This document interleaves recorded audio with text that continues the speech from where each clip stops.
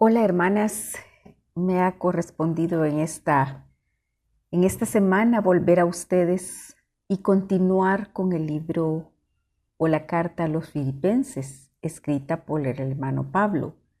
Es un placer para mí estar compartiendo con ustedes esta porción, el capítulo 3 de la carta a los Filipenses. Y comenzamos este día primero, este día lunes,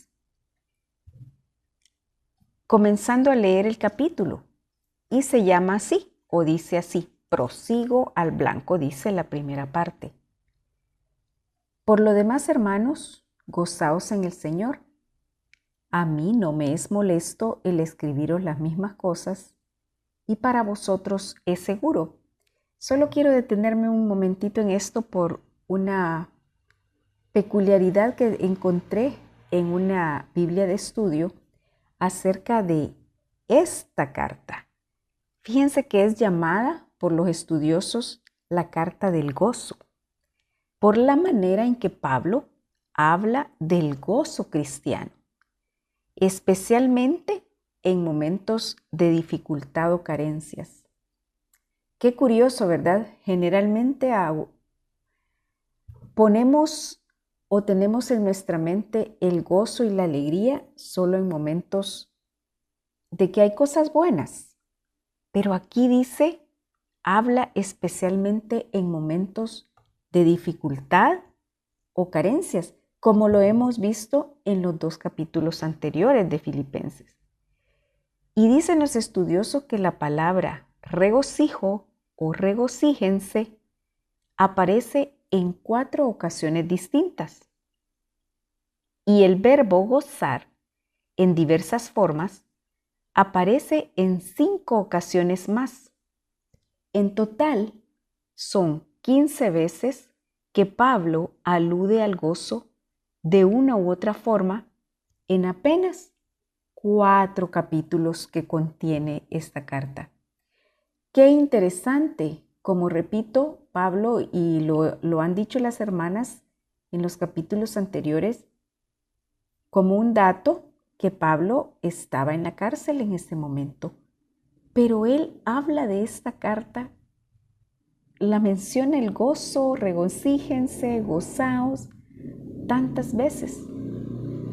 Bien curioso porque nosotros en nuestra mente humana, eso no es lo normal, ¿verdad? Pero Dios nos manda o nos enseña por medio de su palabra que podemos estar gozosas o podemos regocijarnos a pesar de los momentos de prueba por los que estemos pasando. Es un milagro que solo Dios puede hacer. Así es que les quería dejar este dato que encontré, como les repito, en una Biblia de estudio. Y continúa el versículo 2, que dice: guardaos de los perros, mutiladores, guardaos de los perros, guardaos de los malos obreros, guardaos de los mutiladores del cuerpo. ¿A qué se refiere esto? Pablo lanza una fuerte advertencia contra los judaizantes que enseñaban que la observancia de la ley era necesaria para la salvación y que de continuo ponían obstáculos al Evangelio de la gracia. Esto ya lo hemos hablado anteriormente. Los judaizantes eran las personas israelitas judías que creían tener la salvación exclusiva para ellos. Y la gracia predicada por Jesucristo cuando ya Él nació y Dios nos mandó esa oportunidad a los que no somos judíos, entonces ellos ponían obstáculos, como repito, ya lo hemos visto en otras ocasiones. Y la palabra mutiladores que se usa en el versículo 2, esta es como una hipérbole, algo que está comparando. Los legalistas, en este caso los judíos, enseñaban la necesidad de la circuncisión para todos, porque si no, nadie podía ser salvo, porque ellos tenían una ordenanza. ¿Se recuerdan? En el Antiguo Testamento, definitivamente ellos tenían la ordenanza de parte de Dios de circuncidarse. Pero una vez venido Jesucristo y la salvación por gracia, esto ya no era necesario para los gentiles, o sea, para aquellos que no son judíos. Pero ellos querían seguir observando ese ritual. Pero en realidad entonces ese es un ritual físico, sin un corazón recto, sino no es más que una inútil mutilación de la carne. ¿Qué quiere decir esto? Que no hay necesidad, porque si el corazón no está dispuesto, si no hay gracia en el corazón, si no hay esa fe que nosotros no necesitamos esos rituales, eso se vuelve vano, ¿verdad? Porque a Dios no le podemos pagar con rituales o con cosas penitencias o cosas que querramos hacer pensando que con eso obtenemos la gracia delante de Dios, de que con eso le pagamos a Dios por su salvación. Entonces esto era inútil, por eso Pablo les advierte que esto está sucediendo. Y dice el versículo 3, porque nosotros somos la circuncisión, lo que es en espíritu, los que en espíritu servimos a Dios y nos gloriamos en Cristo Jesús, no teniendo confianza en la carne.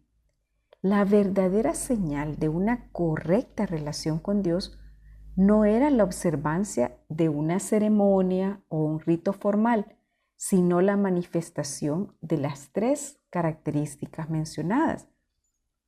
Los que en espíritu servimos a Dios no solo se refiere a estar vivos en el espíritu y por lo tanto calificados para adorarle, sino que también abarca las expresiones más profundas de nuestra adoración, inspiradas por el Espíritu Santo, los himnos espirituales, la oración y el cántico y la comunión con Dios.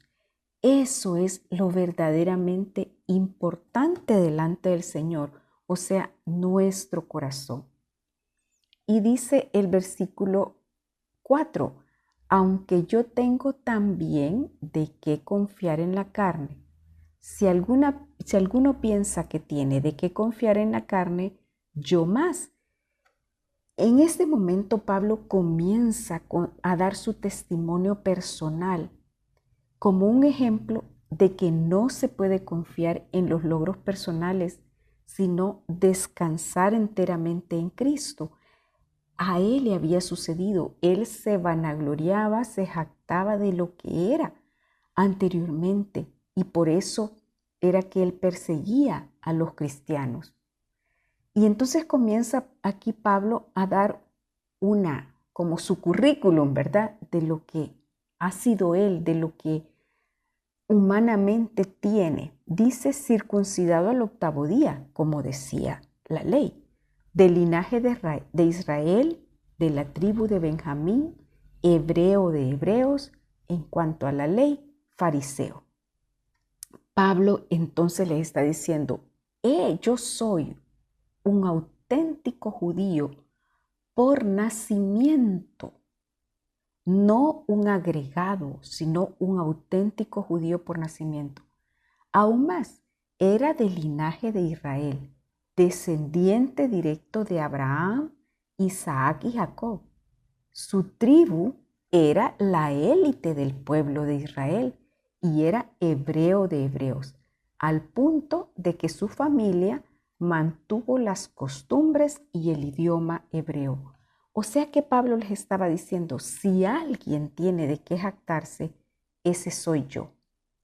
Hermanas, aprendamos que no vale de nada en realidad lo que somos humanamente hablando, sino que lo que nos proviene de Dios, la actitud y la comunión que tenemos delante de Dios. Bueno, continuamos el día de mañana con esta interesante carta a los filipenses.